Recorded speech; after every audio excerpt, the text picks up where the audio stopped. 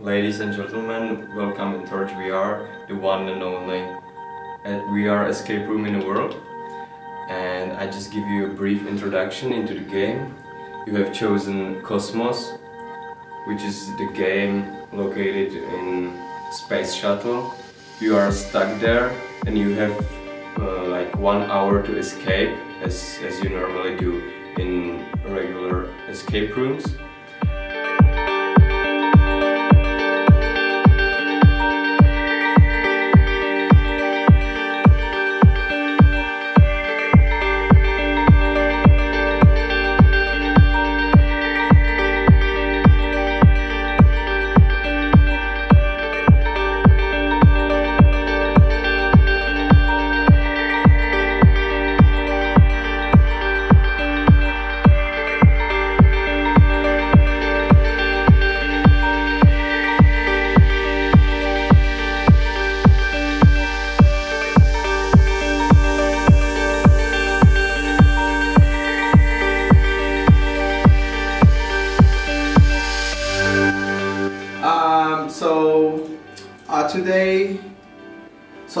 The first and most important part is to work as a team. You cannot finish the game without teamwork and cooperation. That's probably the most important thing about the entire game.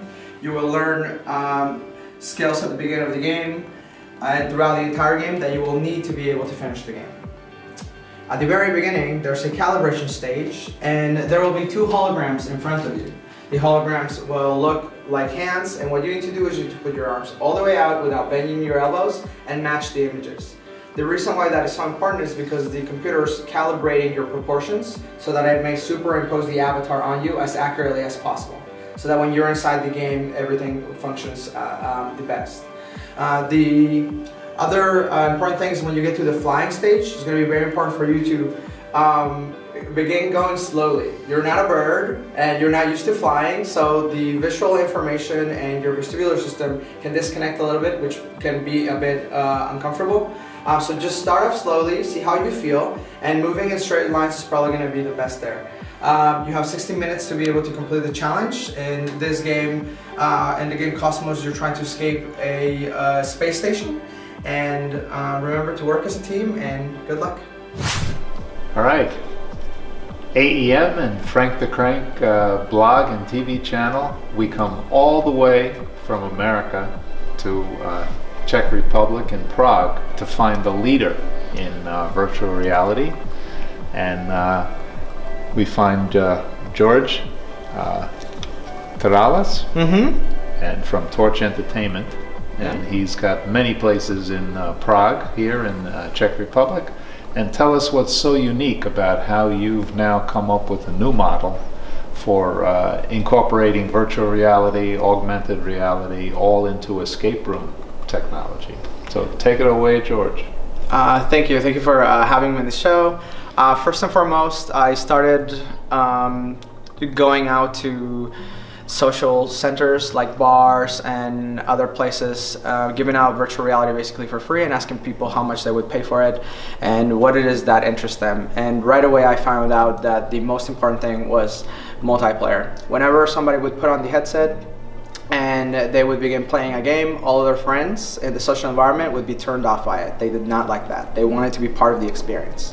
Then there was this game that came out, and the game included a person with a headset doing something, and then a person outside having a set of instructions. The person outside reads the instructions, the person inside of the headset finishes the puzzle. And when that happened, when you had interactivity between 2 individuals, then the entire group and everyone in the social environment became interested. So from very early on, I realized that multiplayer was where I was at, and that it needed to be compelling enough. I think that there's quite a bit of expectation around virtual reality.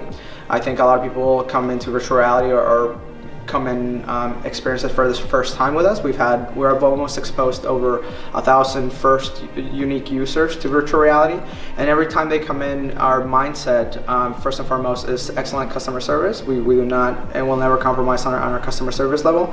And then the most important part is to actually be able to fulfill these expectations of virtual reality. I think that because of other media like movies, television, and other forms of entertainment, being at such a high level and being so compelling, when people hear about virtual reality being the next thing, they expect the next thing. And we are doing our very best to deliver that. I don't think that there should be a compromise in those expectations, and that when people come to us to experience virtual reality, the experience shouldn't start when they put on the headset. It should start when they first see us and begin interacting with us, and then carry all the way until they take the headset off and they are completely baffled what it is that we're showing them and how it is that we're entertaining them. So from that point of view, it's very difficult to execute. There's a lot of technical aspects to it. The business models hadn't been developed when we first started, but now we're getting a bit of experience behind us, and we're beginning to understand what it is that the clients and the consumer wants to see and what works best, and also what's comfortable. Okay, you really took me through the programs, and what I liked best was that it's a team effort. And you know, I'm probably the worst player on the team, but it made me feel like I'm part of the team. Everyone helps you, and I would want to play over and over.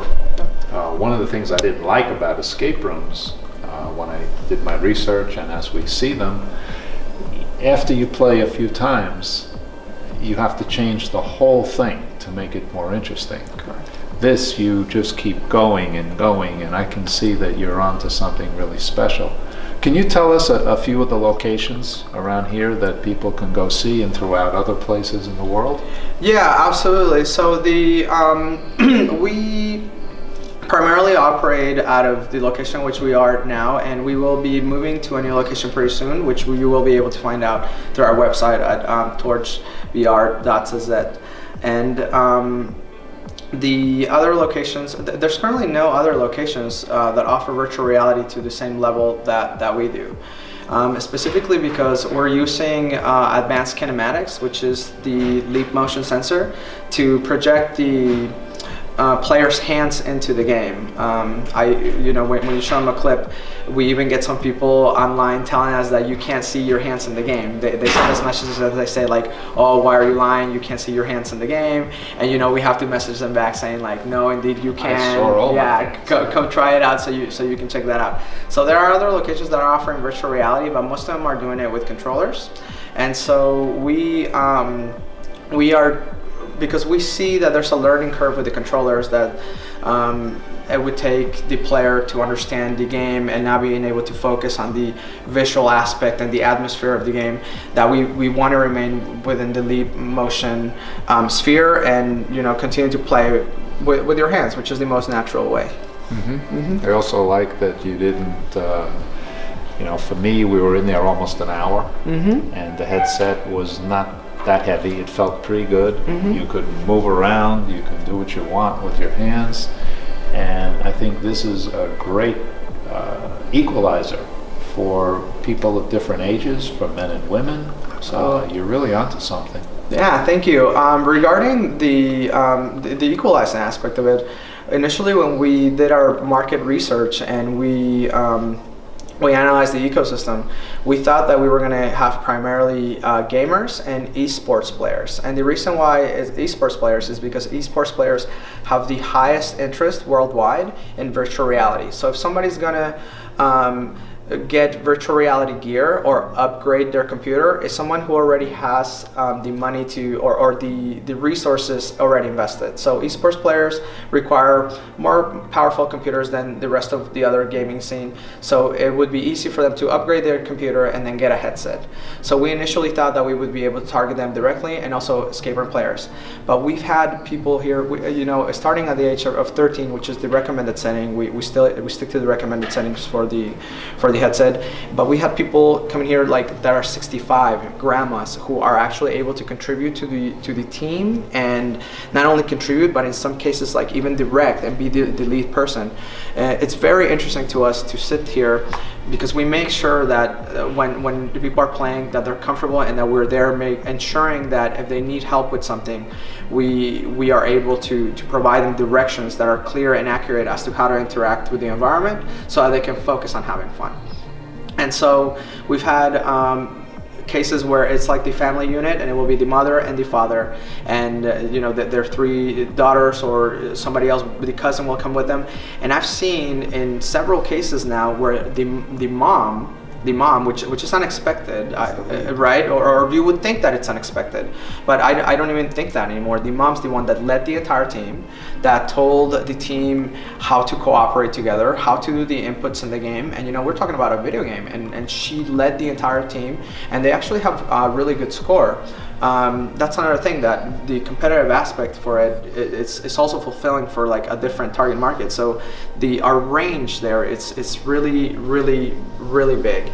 And like you mentioned earlier, not having to recreate physical assets to improve your game, because you know, the virtual assets we can easily manipulate and create different variables, so that and every time you play, even if you can play the same game, you would still need to solve either different puzzles, or you would need to solve them in a different way. So that's also gives it a lot more playability. But in regards to our range and our target group, it's everyone basically. Everyone with eyes and a hand can play our games. It seems to be would be a great investment.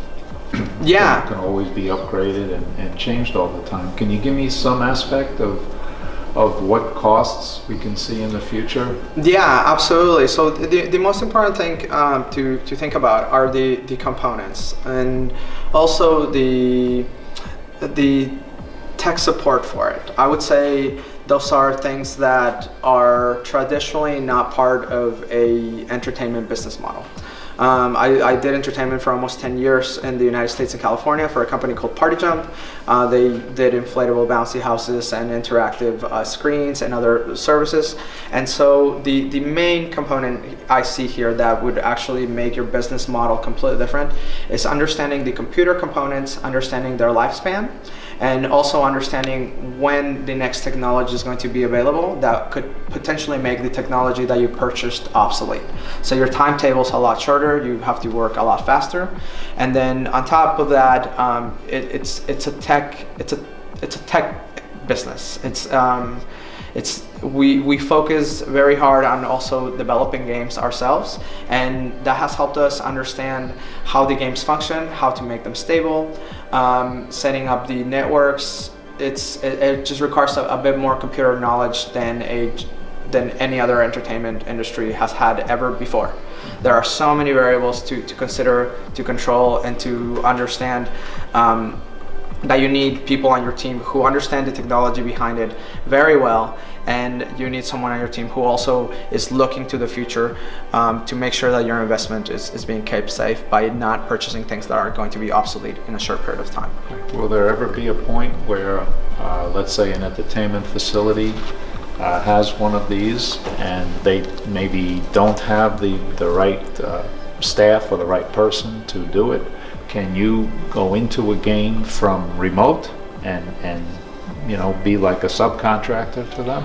Yeah, absolutely. We can definitely support the games as long as we are giving access to the way they function. We don't necessarily need the source code, which is all of the special aspects of the game, but we need access to their network to be able to control it and modify it.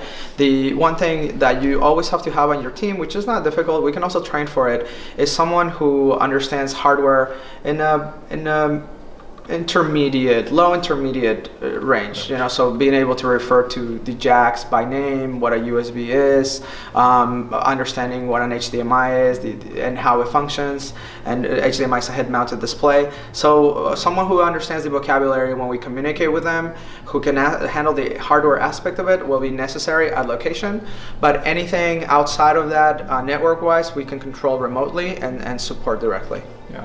I want to ask you also, when we first met, I mentioned that we were partners with Kevin Williams and the DNA Association. Yeah. How do you see that developing, or how, you know, your interaction with that for the future? So I think that there is a huge opportunity. There's a huge opportunity to improve the businesses that are already functioning. And they're really well connected, and their purpose is to distribute and disseminate information that benefits the entire ecosystem, which I think it's great, which I think it's why we are really interested in cooperating with them, and that's why I reached out to them. Another thing also is protecting intellectual property rights is really important to us, and I think it should be important to everyone, because if it just is. When somebody makes a game, or when even we make our game ourselves, they put so much heart and thought into it. It's really like an artistic development, and it takes tons of hours to be able to do that. So having a network that sort of protects that, even just by understanding how it works and being able to gather information directly from that, it's clear and concise, is good. And I also hope that the rest of the arcades and operators and everyone who's in this industry doesn't think about virtual reality as a disruptor to their business. It can improve their business if they embrace it, if they do it correctly, if they have the right people behind it. This is a platform that can make your roller coaster something that it would never be able to be before, or your walk through theme park with augmented reality, something that is just absolutely stunning and mind-blowing. You know, I picture being able to walk into any of the theme parks or any of the arcades and at the very entrance you put on these HoloLens glasses, and then everywhere you look, the prices and the interfaces and even the menus are just holograms that you interact with, right? And you can even just order by making some sort of sign signal, and then, you know, the customer, when the people who are doing customer service, when they see you, they see your name, they see who you are, they know. So it can improve massively your customer service level, the quality of the experience. And we're at a stage right now where the investment into it is safer, because the technology, since it's not there yet, it won't be available to the consumer, at least not well developed, for a long time. So then people want it, and they want it now, and they're going to seek it in whichever way, and whoever delivers it properly and with good content and in a user-friendly way is going to be able to capitalize on it pretty heavily. Yeah, you had also mentioned, Jorge, about the age. Starting at a certain age is very good for this. What was that age? It was... So the HDMI producers, the head-mounted display producers, they say 13 years of age. There are different theories behind why that might be, but generally because the games in virtual reality and in augmented reality are going to be more, or at least I think they're going to be more cerebral than before, so they will require a lot more coordination along with critical thinking skill. And so I don't think that younger children would even be able to perform in this kind of games. It would be too overwhelming for them. And then there are other aspects to it that are developmental that could potentially harm someone who's young. So putting attention to that as it develops is going to be really important, and it's something that we're also never going to compromise on, because you know, to point one example is, for example, if you're holding something physical in real life, you know it has a specific weight. And so if I throw it at you and you catch it, your brain assesses the weight of that, right? If a younger child spends too much time in virtual reality, then his brain, when it thinks about an object and he's holding the object will have no weight. And so when he comes back to real life, his brain might seriously just developmentally not miscalculate the weight and the proportions of things. And so it's going to be very important for the entire industry as a whole to make sure that that is something that does not affect the youth negatively. That would be a huge blow to the industry. That would be that would just not be good in any way, shape, or form. And we all need to protect each other and our children for them to have fun. That's very good advice. Yeah, absolutely. Well, what do you see the future of your company?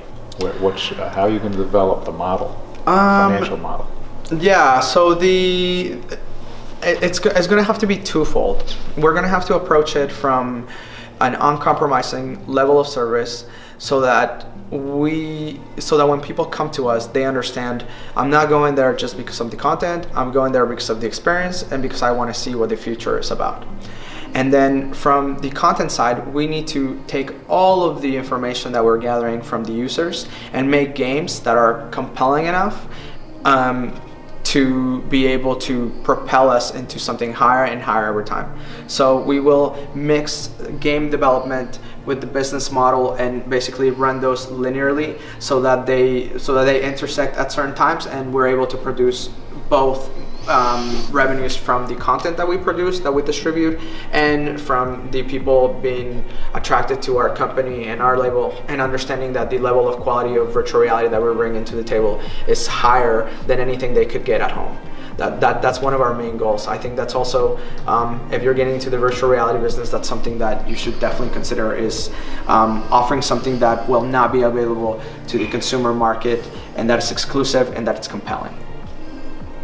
Okay, well done. Thank you so much for the information. Yeah, absolutely. Glad we came to Prague. Yeah, thank you. Thank you for coming.